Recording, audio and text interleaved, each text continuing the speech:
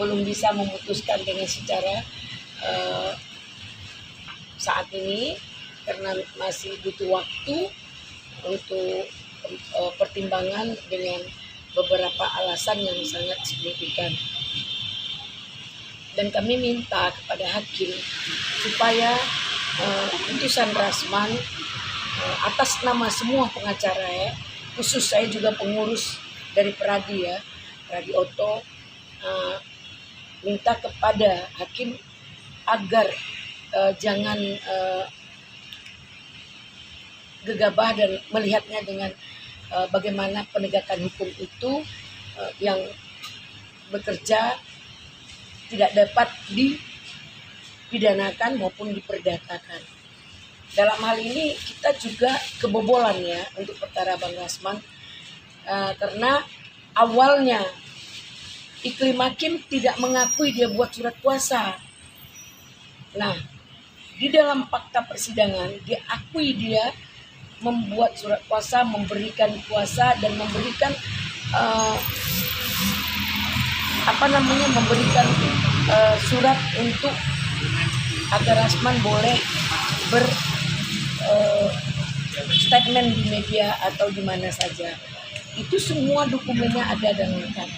Nah, berarti murni Rasman Arief Nasution adalah sebagai pengacara yang sedang menjalankan tugasnya membela klien yang sesuai dengan pasal yang mengikat di sana, yaitu tidak dapat digugat secara perdata maupun pidana.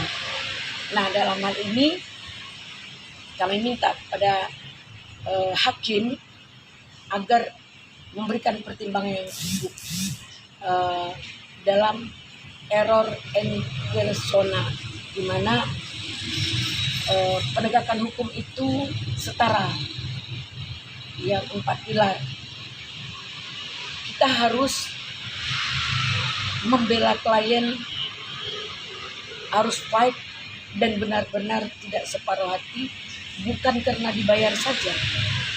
Kita mendampingi klien mulai dari kepolisian, pendampingan di kejaksaan, di persidangan, sampai putusan. Itulah pekerjaan dari pengacara. Kalau polisi setelah siap disidik, ditersangkakan, dia sudah lepas tangan ketika diserahkan kepada jaksa. Nah, di pengadilan itu tugas jaksa bersama hakim sebagai juri atau moderator dalam perkara ini. Nah, kita berharap di mana yang dikatakan error in persona, ketika hakim memutuskan seseorang di penjara selama 10 tahun, apakah dia dapat digugat? Ketika jaksa mendakwa atau menuntut 10 tahun, apakah dia bisa digugat? Ketika polisi menyatakan atas semua sikap penyelidikan yang dilakukannya, dia menuduh orang ini bersalah dan tidak bersalah, apakah dia dapat digugat dalam melakukan pekerjaannya? Demikian juga seorang pengacara tidak dapat digugat dalam membela klien. Nah, ini yang harus kita minta pemahaman, membangun konstruksi hukum, pemahaman kepada semua pihak hukum, penegak hukum, yaitu khusus kepada hakim. Dan kita sama tahu, kalian semua mengikuti sidang Rasman, arogansi hakim luar biasa. Sehingga saya punya LP melaporkan arogansinya sesuai dengan pasal 310 pencemaran nama baik. Nah, dan abuse of power. Nah, ini sesuai dengan etik, di mana etik seorang hakim tidak boleh juga terlalu arogan sehingga dia memutuskan perkara dengan rasa benci, rasa dendam, atau terlalu baper. Tak boleh juga dia merasa iba yang tidak patut, yang tidak elok dibebaskan. Nah, kalau terlalu dendam, yang harusnya dia dibebaskan, dipidana aja deh, karena dia sudah tidak melalui profesionalitas yang dilakukannya gitu. Ini juga disorot dan ini juga bahan pertimbangan dari pihak penegak hukum. Dan seperti pertanyaan dari beberapa rekan teman bahwa kenapa terjadinya demo tentang perkara Rasman Arief Nasution. Di sini saya sampaikan, demo itu orang yang bersedia atas simpati pada Bang Rasman itu sah saja. Jadi tidak demo yang diupayakan oleh Bang Rasman. Kalaupun seperti tadi disampaikan kepada saya bahwa siapa sih seorang Rasman kok pakai demo-demo? Rasman bukan public figure. Perkara Rasman juga bukan tentang kerugian negara atau hal-hal yang menyangkut dengan kenegaraan. Terus itu kan pribadi. Oke, kalau mau demo itu harusnya pengacara dong yang demo. Kenapa mahasiswa yang demo? Di sini saya bisa jawab. Mungkin mahasiswa semua di bidang hukum, dia ingin kalau seperti ini hukum kita mau seperti apa ke depannya.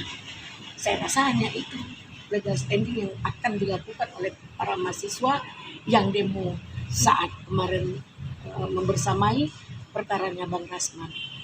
Kalau untuk hal-hal yang lain saya tidak begitu memahami karena saya tidak ahli. Tapi oransi dari mahasiswa sendiri atau masyarakat untuk di depan demo untuk kebebasan, karena kan dia saat itu menjalankan sebagai kuasa hukum dari Bunda melihatnya gimana? Ya, kalau demo yang disampaikan itu kita sepakat. Kenapa? Nggak boleh dong diintervensi seorang pengacara. Dan ingat, Hotman Paris juga kena etik. Dia juga pengacara. Pengacara sama pengacara harus menghormati.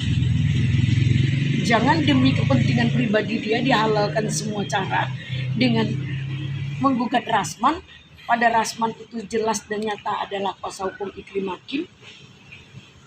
Karena kesalahannya dengan merugikan Iklim Hakim atau kesalahannya dia dengan Iklim Hakim ada benturan atau ada hal apa, akhirnya terjadi laporan ini dan Iklim Hakim kita nggak tahu, tadinya nangis-nangis minta tolong, tiba-tiba dia seolah-olah berpihak, ternyata di pengadilan dia buka fakta bahwa dia benar adalah memberikan surat kuasa kepada Bang Rasman. Nah itu kan saya rasa clear. Mudah-mudahan hakim paham bahwa apa yang di BAP diputarbalikkan lagi oleh Iklim Hakim. Nah, dasarnya laporan ini adalah Iklim Hakim. Nah, Iklim Hakim dengan Bang Rasman dijadikan kursi panas terdakwa. Kan luar biasa permainan ini.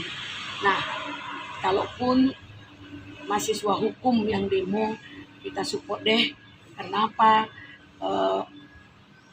Itu mungkin takut dengan keberadaan advokat ini disepelekan, dipandang sebelah mata oleh para penegak hukum yang lainnya.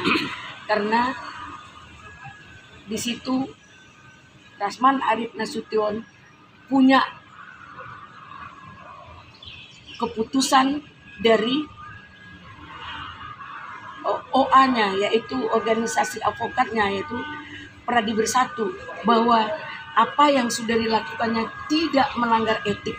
Saya rasa nggak perlu dia di perkaranya, nggak perlu diinikan gitu, bebas demi hukum lah kita harapkan. Berarti Bunda meminta bahwa Bang Rasman untuk segera dibebaskan, gitu intinya. Bebas dari segala tuduhan dan tuntutan apapun.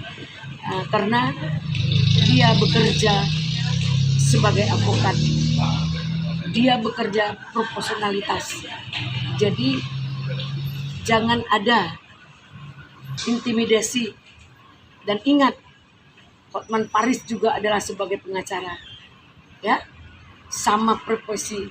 Bagaimana kita saling beretika ketika kita satu profesi. Polisi punya etik, jaksa punya etik, hakim punya etik, kita juga pengacara punya etik.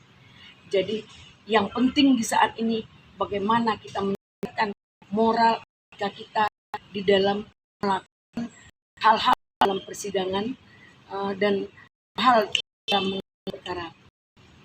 Dan dengan yang kemarin sangat beda.